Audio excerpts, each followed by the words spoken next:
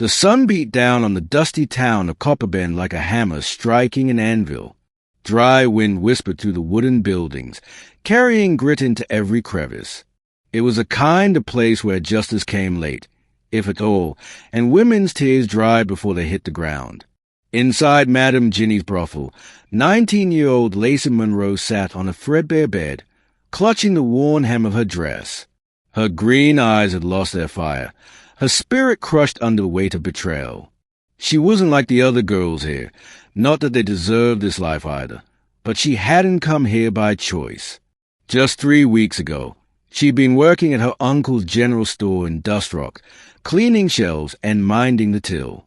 Then came the cruel prank, if you could call it that, played by a pair of drunken ranch hands who lost a poker game and sold her to the brothel out of spite, laughing as they signed her over. And no one came looking for her. Not her uncle. Not the law. Not even God. Chapter 2, A Stranger in a Broken Hat. It was near sundown when he arrived. A tall man in a dusty long coat, with a shadowed face beneath a weather-beaten hat. He rode a black horse with a limp in its left leg, and carried a rifle slung over his shoulder. He tied his horse outside the brothel and walked in with a gait that said he'd seen gunfights and walked away from all of them. "Whiskey," he muttered, voice low and worn. Madame Ginny leaned forward, studying him. "Name?"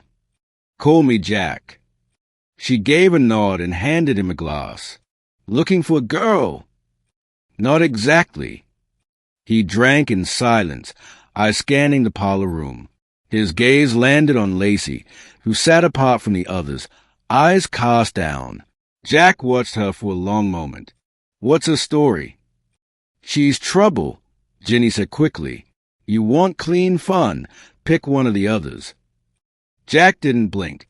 "I'll take the trouble." Chapter 3, A Bargain for Blood. Upstairs, Lacey stood rigid near the bed as Jack closed the door behind them. She couldn't meet his eyes. "If you touch me," she said softly, "I'll bite your damn hand off." "I'm not here for that," he said. She frowned, eyes finally lifting to meet his. He was older, maybe 30, maybe more. His face was lined with something deeper than time. Grief, maybe, or regret. "Then what?" she asked. "I'm here to get you out." She laughed, a sound so brittle it cracked the silence. "Right. You in what army?" "I've got coin," he said, pulling a pouch from his coat. "More than enough for Ginny to let you walk." "You can't buy me like cattle." "No, but I can buy your freedom." She looked away. "Why would you do that?" Jack hesitated. "Because no one else did." Chapter 4, Blood in the Dust. Ginny didn't argue when Jack dropped the coin on her desk, more than any girl here ever made in a year. But she gave him a warning. You take her past. The girl's not just broken, she's hunted. One of them ranch hands she clawed across the face when they first brought her in. He swore he'd kill her.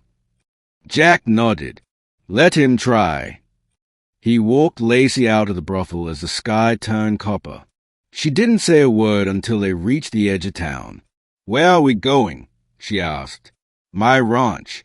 It ain't much, but it's quiet." "I'm not your problem, Cowboy." Jack turned in the saddle, his eyes fierce but gentle. "Maybe not, but you're mine now, if you want to be."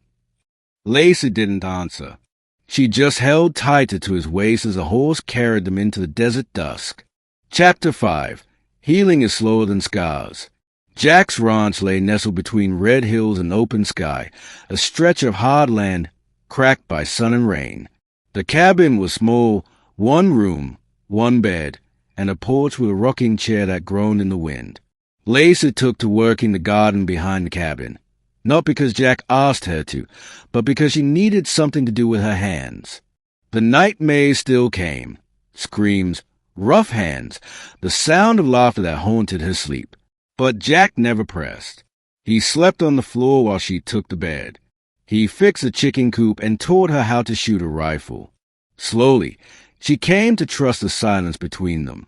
One night, as a storm rolled in, she sat beside him on the porch. "Why did you really come to that brothel?" she asked.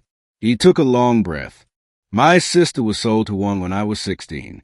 I tried to save her. Got there too late." Lacey turned her head.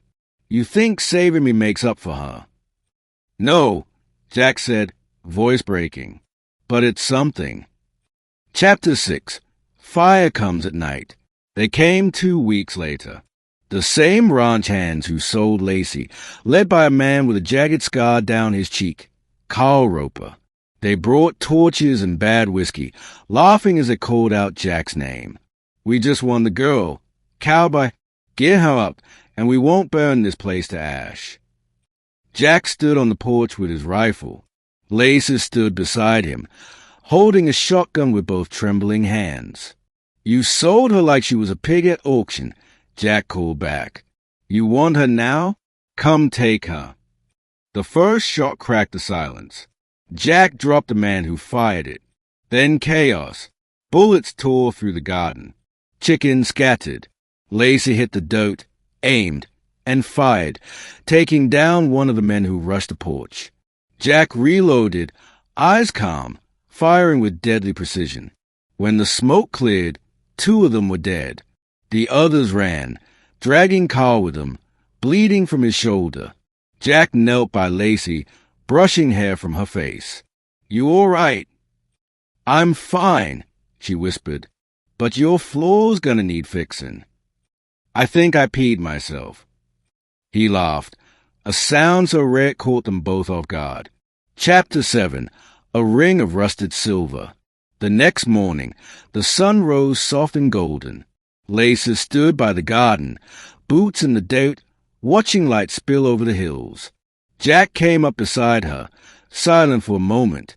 "I'm not the kind who wears a suit or reads poetry," he said quietly. "But I'd marry you, Lacey, if you'd have me."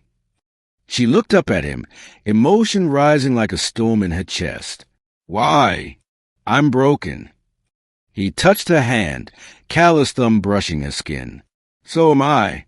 Maybe that's why we fit." She didn't answer with words, just leaned up and kissed him, slow and honest. And when she pulled away, she whispered, "Yes." Epilogue. Redemption rides slow. They married under a cottonwood tree with only the wind and the birds to witness. Jack gave her a ring made of rusted silver and turquoise, rough but beautiful, like everything they had. Life didn't become perfect. There were still hard days, bad dreams, and quiet fights about little things. But there was laughter too, real, healing laughter. There were evenings on the porch with coffee and stories, and mornings with warm bread and sunrise light.